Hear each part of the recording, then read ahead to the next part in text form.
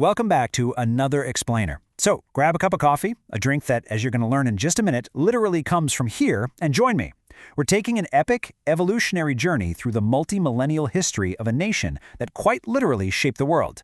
Today, we're unpacking a really dense, utterly fascinating source document tracking the evolution of Ethiopia. It's a story covering the whole shebang, from the prehistoric origins of our very species all the way up to a highly complex, modern state. Okay, think about this for a second. Where do human genetics, global agriculture, and modern geopolitics all intersect? It's kind of wild to think about the scale of what we're asking here. We are talking about the birthplace of humanity, the origin of your morning coffee, and the only uncolonized nation in Africa, all converging on one single geographical coordinate. The answer, of course, is Ethiopia. As our source material outlines, this is a country of absolute fascinating dualities. You're looking at a region defined by ancient, unified empires on one hand, and highly complex modern identities on the other. It's a landlocked powerhouse in the Horn of Africa, home to some of the highest mountains on the continent and some of the most pivotal moments in human history. Let's get right into Section 1, the cradle of mankind. We're going way, way back, tracing our origins back 4.4 million years. The discovery of the Ardi fossil in the Afar region, and then the famous Lucy fossil, known locally as Dinkinesh, dating back 3.4 million years. Well, it proves that the Ethiopian highlands are literally the cradle where human migration began. But it doesn't stop at biology. By 10,000 years ago, this same land became an absolute epicenter for early farming. Our sources show that domesticating foundational crops, and even animals like local sheep, first started right here. That paved the way for all the complex societies that followed. Section 2, Empires and Ancient Faith. By the turn of the millennium, the Kingdom of Aksum had emerged. Now look, it's really easy to think of ancient Rome or Han China as the undisputed heavyweights of the ancient world, right? But as the text points out, Aksum wasn't just some local kingdom. It was an incredibly advanced, formidable civilization that easily rivals Rome or Greece in its global reach, its military might, and its infrastructure.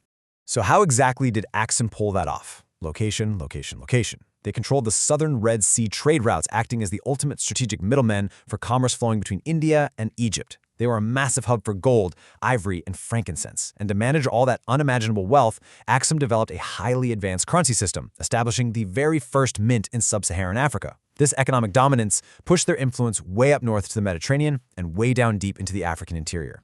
But money is just half the story here. This rich history is deeply, deeply intertwined with captivating legend. As the empire evolved into the medieval period, its rulers drew metaphysical legitimacy from powerful mythos. The historical texts mention the Solomonic lineage, heavily tied to the legendary Queen of Sheba and King Solomon. They even claim the incredible narrative of stealthily taking the Ark of the Covenant and secretly bringing it to Ethiopia. That blend of faith and royal lineage, that became the absolute bedrock of the empire's political stability and cultural identity for centuries. And to record all these profound histories, the royal chronicles, and the early adoption of Christianity, which our sources note was brought by historical figures like St. Frumentius, Ethiopia used Ge'ez. Now, Ge'ez isn't just a simple alphabet. It's a highly sophisticated ancient syllabary script with 245 distinct characters. While Amharic later became the everyday spoken language, Ge'ez remained, and actually still remains today, the official liturgical language of the Ethiopian Orthodox Church. It preserves a massive, massive wealth of ancient African literature. Which brings us to Section 3, the unconquered African nation. 100,000. Let that number sink in for a second. That massive figure represents the staggering strength of Emperor Menelik II's forces. While Italian officials were essentially treating Ethiopia's sovereignty with total contempt, Menelik II was busy quietly mobilizing and arming this highly disciplined army of regulars and cavalry from across different provinces. In 1896, this massive force marched to a strategically crucial site called Adwa. And honestly, the result completely rewrote world history. Using superior strategy, the element of surprise, and modern artillery, those Ethiopian forces completely crushed the 18,000-strong Italian army. Our source documents describe this as one of the most humiliating defeats ever suffered by a European power against a non-European state. This definitive victory at the Battle of Adwa ensured Ethiopia remained the only uncolonized nation in Africa, instantly cementing its role as a powerful, sovereign leader in the 20th century Pan-African movement. Section 4, the modern political crucible. Fast forward to 1974, and that centuries-old imperial system finally collapsed. Emperor Haile Selassie was overthrown and replaced by the Derg, a Soviet-backed Marxist-Leninist military junta. As our sources detail, this era violently shifted Ethiopia from a traditional empire into a modern, deeply polarized state. The Derg attempted state-led modernization, like opening schools in rural areas, but it was coupled with severe repression, hostility toward the church, and intense armed resistance from various nationalist movements, especially in places like Eritrea. When the Derg eventually fell in 1991, a new coalition called the EPRDF introduced a radically different system, ethnic federalism. On paper, the idea here was to empower Ethiopia's massive diversity of over 80 linguistic and ethnic groups by restructuring regional states along ethnic lines. But, as the text impartially report, this highly complex system has been fiercely debated. While it aimed to equalize communities, it has also sparked intense, ongoing border disputes and really heightened ethno-nationalism across the country. So, we're left with this fascinating modern paradox. On the global stage, Ethiopia is fiercely proud and united. It literally hosts the headquarters of the African Union in Addis Ababa and is a massive contributor to continental peacekeeping. But at the exact same time, it's grappling with deeply challenging constitutional and ethnic dynamics at home. It's a nation trying to balance a millennia-old legacy of unity with the very modern demands of regional autonomy. And finally, Section 5, Culture, Climate, and Future. Let's ground all this in tangible economics, because the nation relies deeply on its unique agricultural heritage. Coffee, which famously originated from the Ethiopian uplands in places like Harar and Sidamo, is still their most valuable cash crop.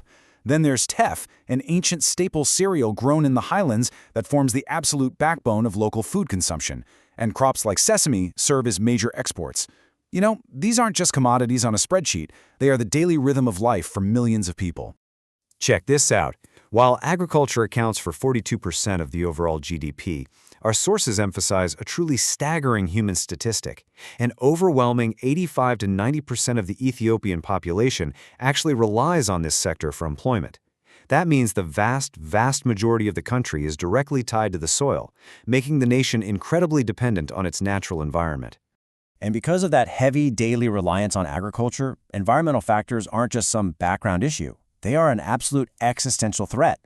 The Ethiopian highlands are often called the water tower of East Africa because they feed river basins across the whole region. But as the text outlines, rapid deforestation for farming, combined with climate change causing way more severe droughts and floods, poses a massive danger. These climate events threaten millions of livelihoods and add a tremendous layer of pressure to the country's socio-economic stability.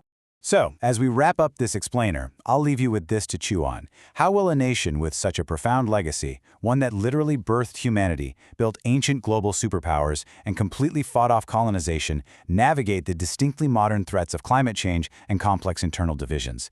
It's a fascinating story, and it's one that is still very much being written. Thanks for joining me on this explainer, and as always, keep questioning the world around you.